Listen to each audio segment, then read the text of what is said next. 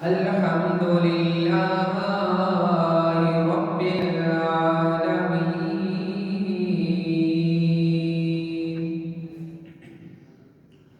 والعاقبة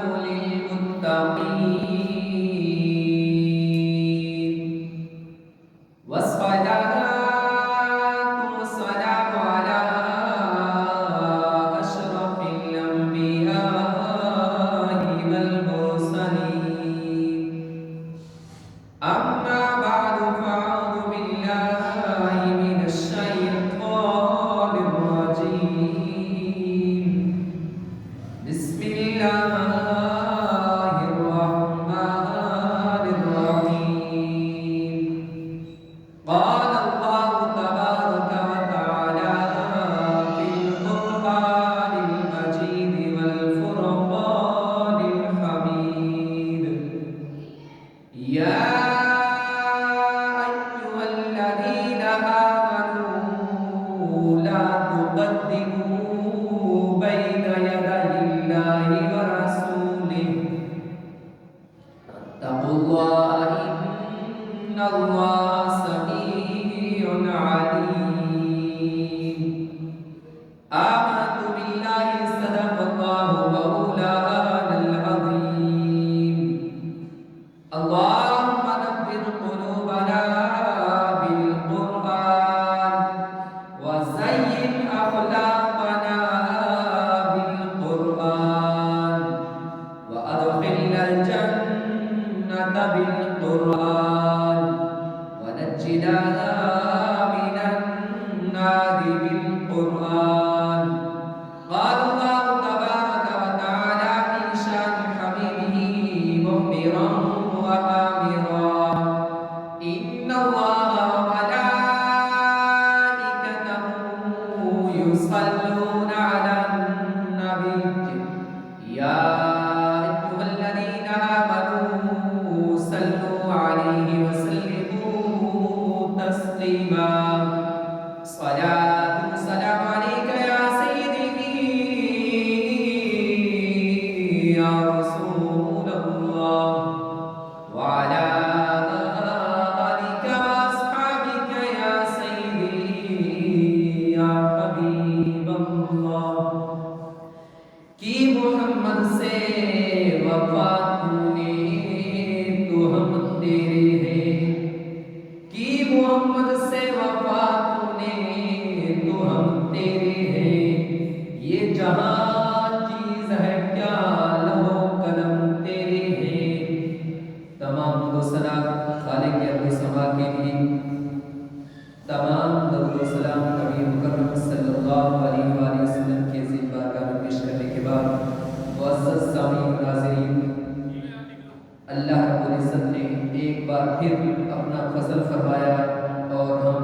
جمعۃ المبارک کی مبارک گھڑی میں جمع ہیں آج جس موضوع پر لب کشائی کرنے کی جسارت حاصل کر رہا وہ ہے اصلاح معاشرہ اللہ خالق ارض و سما قرآن مجید میں ارشاد فرماتا ہے یا ایھا الذین آمنوا لا تقدموا بین یدی اللہ ورسولہ اے ایمان والو اللہ اور اس کے رسول سے آگے نہ بڑھو اور تقوی اختیار کرو اللہ سے ڈرتے رہو بے شک اللہ رب العزت سننے والا جاننے والا ہے اس آیت مبارکہ کا شان نزول متعدد بیان کیے گئے ان میں سے ایک یہ ہے کہ نبی مکرم صلی اللہ علیہ وآلہ وسلم کا زمانہ تھا ایک آدمی نے قربانی نبی مکرم صلی اللہ علیہ وآلہ وسلم کی عید ادا کرنے سے پہلے کر دی اللہ خالق ارض و سما نے یہ آیت مبارکہ نازل فرمائی کہ اللہ اور اس کے رسول سے آگے نہ بڑھو اب دیکھیے جانور وہی ہے ذبح کرنے والا وہی ہے دن وہی ہے لیکن صرف اللہ اور اس کے رسول کی مخالفت کی تو اللہ رب العزت نے قرآن کی آیت نازل فرمائی کہ اللہ اور اس کے رسول سے آگے نہ بڑھو آج ہم دیکھیں کیا ہم کیا کر رہے ہیں کیا ہمارا کوئی کام اللہ اور اس کے رسول کے مخالف تو نہیں ہمیں یہ سوچنا ہوگا۔ علامہ زماشری لکھتے ہیں کہ یا ایھا الذین آمنوا لا تقدموا، یہ صیغہ تو مقاتی ہے، فعل تو مقاتی ہے، لیکن اللہ خالق ارض و سما نے آگے مفعول ذکر نہیں کیا۔ یہ نہیں فرمایا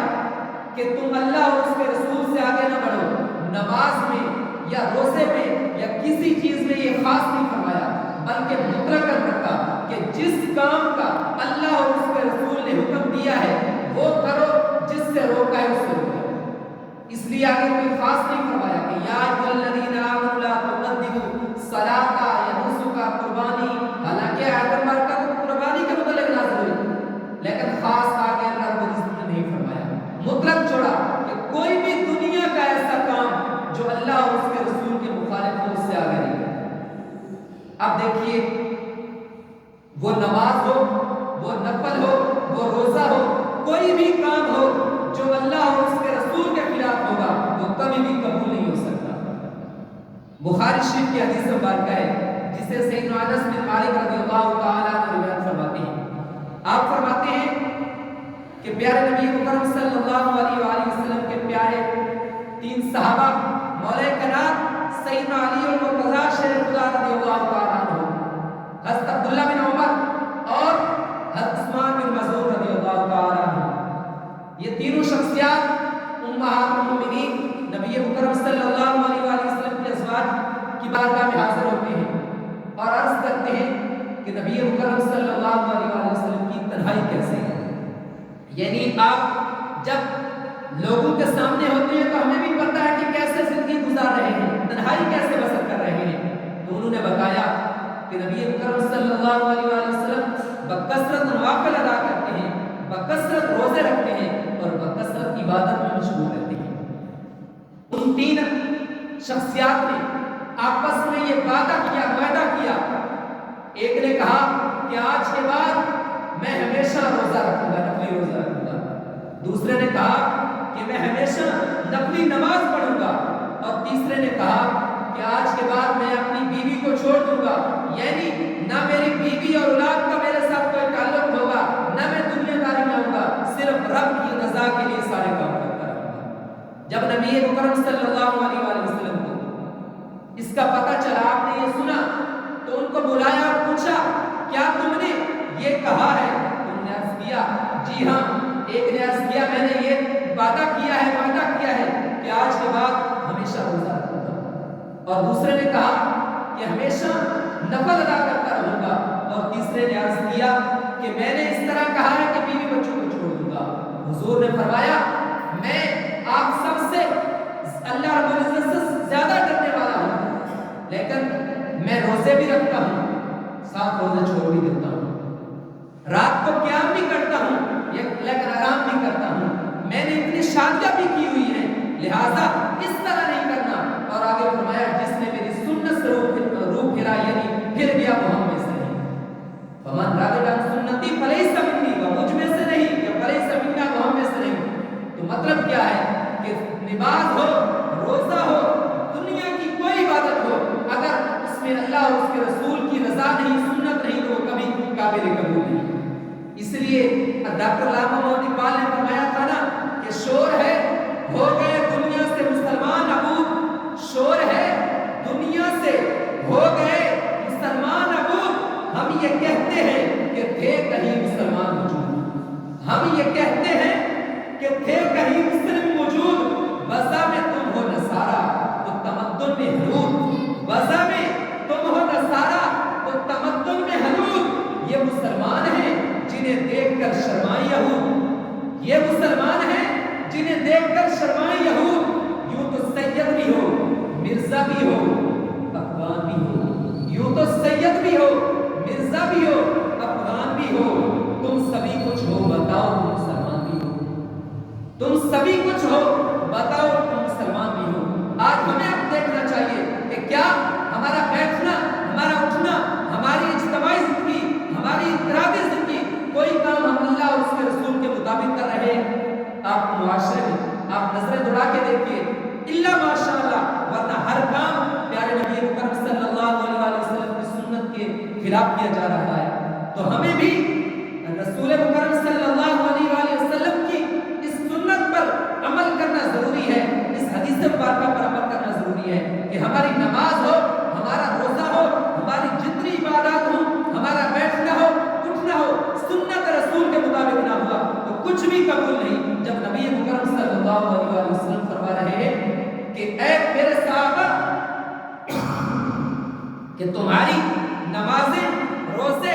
عبادات سب کچھ ہے، لیکن اگر میری سنت کے خلاف ہے، میرے طریقے کے خلاف ہے تو کچھ بھی قبول نہیں۔ فرمایا جس نے میری سنت سے روک پھیرا، سنت سے اعراض کیا، وہ مجھ میں سے نہیں۔ اور آگے ارشاد فرمایا واتقوا اللہ، اللہ سے ڈرو۔ تقویٰ کا لغوی معنی ہے ڈرنا، پرہیز کرنا، بچنا، اصلاح شرع میں اللہ خالق ارض و ثواب اور پیارے رسول اکرم صلی اللہ علیہ وسلم نے جن کاموں کا ہمیں کرنے کا حکم کیا دیا ان کو کرنا، اور جن سے منع کیا ان کو چھوڑ دینا، یہ تقویٰ ہے۔ تقویٰ اصل دل کا نام ہے۔ حدیث تو مبارکہ ہے مسلم شریف کی کہ نبی مکرم صلی اللہ علیہ وسلم نے ارشاد فرمایا کہ حلال چیزیں واضح ہیں، اسی طرح فرمایا حرام چیزیں واضح ہیں، اور فرمایا کچھ امور ان کے درمیان شبہ میں ڈالنے والے ہیں۔ حلال اور حرام دونوں واضح ہیں، کچھ چیزیں ان کے درمیان شبہ میں ڈالنے والی ہیں۔ جو آدمی ان شبہ میں ڈالنے والی چیزوں سے بچ گیا، اس نے اپنی جان کو بھی بچا لیا، اپنے دین کو بھی بچا لیا، اپنی عزت کو بھی بچا لیا۔ اور فرمایا کہ جو ان شبہ میں ڈالنے والی چیزوں میں پڑ گیا تو وہ آخرکار حرام میں پڑ جائے گا۔ اور پھر فرمایا سنو تم، انسان کے جسم کا ایک ٹکڑا اگر وہ محفوظ رہا تو انسان سارا محفوظ رہے گا۔ اور فرمایا سنو وہ دل ہے کہ تقویٰ صرف دل کا نام ہے، تقویٰ کا جو مرکز ہے وہ دل ہے۔ اگر آپ کا دل صحیح ہوا تو دنیا کی کوئی بھی آپ کام کریں گے تو وہ بہتر ہوگا، اللہ کی رضا کے مطابق ہوگا۔ اور اگر آپ کا دل ہی صاف نہ ہوا، دل ہی پاکیزہ نہ ہوا تو جتنی فرضی عبادت کر رہے ہیں، اور اگر دل یہ نہیں کہہ رہا کہ اللہ اور اس کے رسول کے مطابق کر رہے ہیں تو دنیا کی جو مرضی عبادت کر رہے ہیں وہ اللہ رب العزت کبھی قبول نہیں فرمائے گا۔ کیوں؟ نبی اکرم صلی اللہ علیہ وسلم نے اتنے بڑے صحابہ کو مخاطب کر کے فرمایا اے میرے صحابہ، اے مولا علی، اے عبداللہ بن عباس، عبداللہ بن عمر، عثمان بن مظعون، تم بھی اگر میری سنت کے خلاف کرو گے، روزے رکھو گے، نمازیں پڑھو گے، اکیلا رہ کے عبادات کرو گے، اگر میری سنت کے خلاف ہو تو تم مجھ میں سے نہیں۔ تو آج ہم کون ہوتے ہیں؟ اگر ہمارا ایک بھی کام دنیا کا ہے لیکن کوئی کام اللہ اور اس کے رسول کے مخالف ہوا تو چاہے ساری زندگی جو مرضی کرتے رہیں ہماری عبادات کبھی نہیں قبول ہوگی۔ اللہ خالق کے رضا ثواب ہمیں بھی اپنی اصلاح کرنے کی توفیق عطا